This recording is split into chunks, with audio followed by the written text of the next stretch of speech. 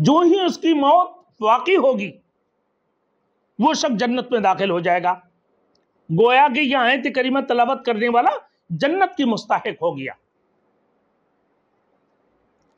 ایک اور حدیث میں اس آیات اور سورہ مومن کی چند ابتدائی آیات کی مزید فضیلت آیا.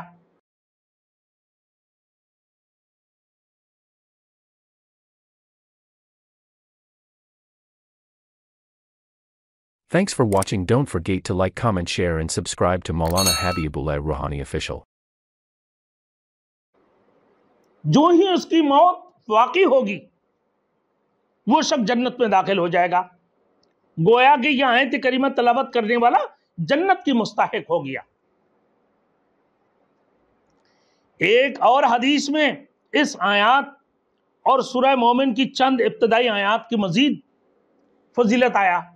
فضیلت آئی ہے. یہ چھوٹی چھوٹی آیاتیں ہیں مگر فضیلت کی لحاظ سے ان کو کمال درجہ حاصل ہے.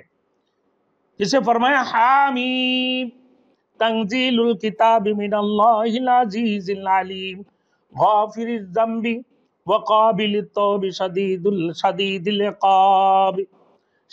العقاب ذی الطول لا الہ الا هو الیہ المصیر. حضور صلی اللہ علیہ وسلم نے فرمایا کہ جو شخص آیت الکرسی اور سورہ مومن کی یہ غافر یعنی 3 آیات رات کی وقت تلاوت کرے گا اللہ تعالیٰ کی جانب سے صبح تک اس کی حفاظت ہوتے رہے گی. اللہ اس کی حفاظت فرمائیں گے, اس کی نگہبانی کریں گے, اور جو کوئی صبح کی وقت یہ آیاتیں تلاوت کرے گا وہ رات تک اللہ کی امن میں ہوگا. اور ایک حدیث میں آتا ہے کہ حضور نبی کریم صلی اللہ علیہ وسلم نے فرمایا کہ سورہ بقرہ میں ایک ایسی آیات ہے جو فضیلت کی لحاظ سے سب سے بڑی آیات ہے, جس کی گھر میں نہ یہ آیات پڑھی جاتی ہے وہاں شیطان ٹھہر نہیں سکتا ہے.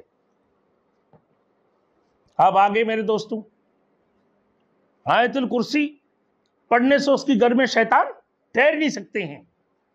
شیطان کتنا ہی بڑی خطرناک کیوں نہ ہو, اللہ نے شیطان جنات کو کس سے بنایا؟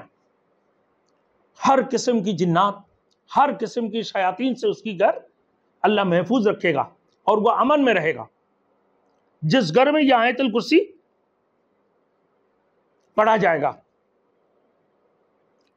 جس گھر میں یہ آیت کی کرسی پڑھی جاتی ہے اس گھر میں ہر قسم کی شیطانیت سے, ہر قسم کی جینوں سے اللہ رب العالمین اس کے گھر کو امن میں رکھے گا,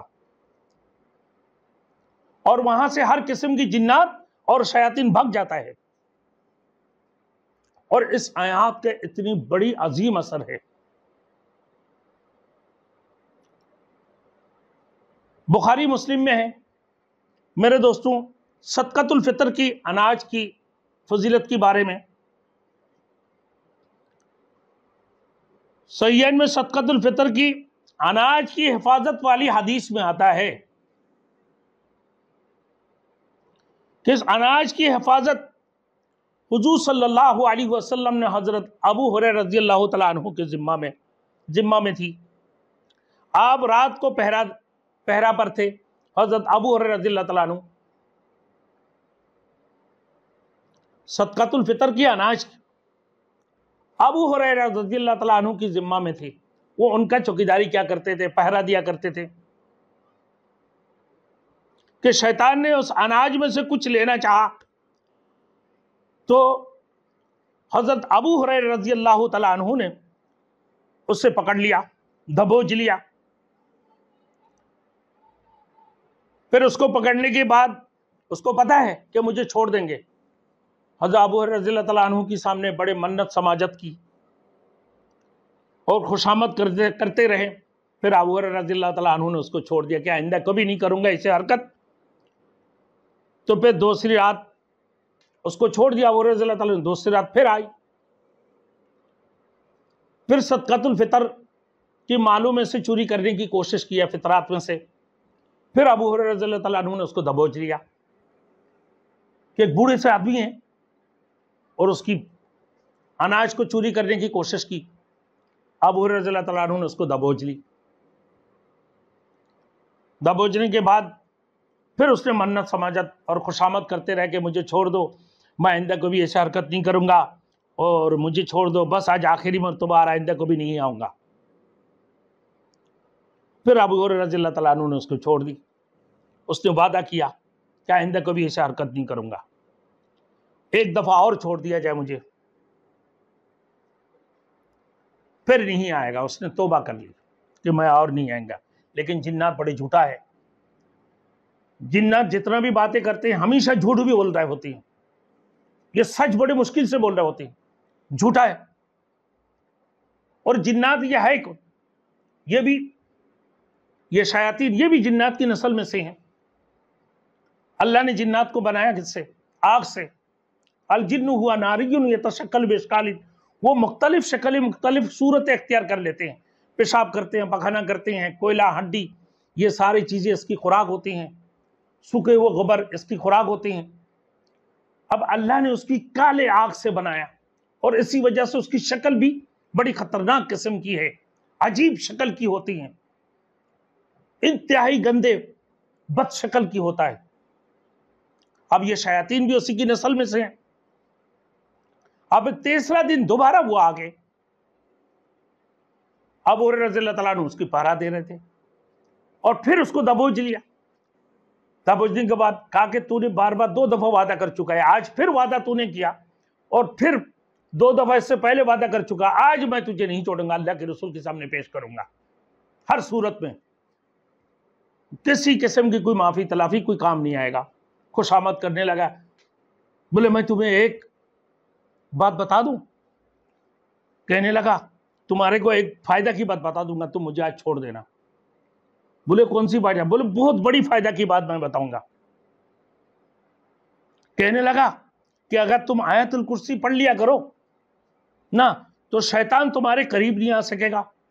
ابلیس بول رہا ہے کہ شیطان تمہارے کبھی قریب نہیں آ سکے گا، تمہاری حفاظت ہوگی۔ حضرت ابو ہریرہ رضی اللہ تعالیٰ عنہ نے تیسری رات میں شیطان کو چھوڑ دیا یہ بات کہنے کے بعد کہ تم آیت الکرسی پڑھا کرو، اگر آیت الکرسی پڑھو گے تو کیا ہوگا؟ شیطان تمہارے قریب بھی نہیں آئے گا اور تمہاری حفاظت بھی ہوگی۔ تو ابو ہریرہ رضی اللہ تعالیٰ عنہ نے یہ باتیں سن کر اس کو آج بھی چھوڑ دی۔ تیسری رات ہو گئی، صبح کو یہ سارے معاملہ رسول مقبول صلی اللہ علیہ وسلم کے سامنے پیش کیا۔ اللہ کے رسول نے فرمایا وہ بات تو صحیح کہا مگر انتہائی جھوٹا ہے، یہ خود شیطان ہے وہ اور انتہائی جھوٹا ہے، 2 دفعہ وعدہ کیا، تیسرا دفعہ بھی وعدہ کیا اور باتیں تو اس نے صحیح کہا کہ آیت الکرسی پڑھو گے تو کہ شیطان تمہارے قریب نہیں آئے گا۔ اور حقیقت میں ہے کہ جب تم آیت الکرسی پڑھو گے، جس گھر میں آیت الکرسی پڑھی جاتی ہے نہ اس گھر میں اس گھر سے شیاطین بھگ جاتے ہیں اور جنات اس گھر سے بھگ جاتے ہیں، اللہ رب العزت اس کو حفاظت فرماتے ہیں۔ مگر وہ کمبخت تیسرے دن آگے ابو ہریرہ رضی اللہ تعالیٰ عنہ کو باتیں سکھایا۔ اللہ کے رسول نے فرمایا کہ ہاں بات بالکل صحیح کہا، لیکن مگر تو وہ خود جھوٹا ہے، بات صحیح کہا لیکن وہ خود جھوٹا ہے۔ کہ کوئی بھی شخص، اللہ کے رسول نے فرمایا کوئی بھی شخص ایمان کے ساتھ اس آیات کی تلاوت کر گا تو اللہ تعالیٰ اس کا محافظ اور نگہبان ہوگا۔ یقین کے ساتھ کوئی شخص ایمان رکھتے ہوئے ایمان کے ساتھ کوئی شخص اللہ تعالیٰ اس آیات کو تلاوت کرے گا، اللہ تعالیٰ اس کا محافظ اور نگہبان ہوگا۔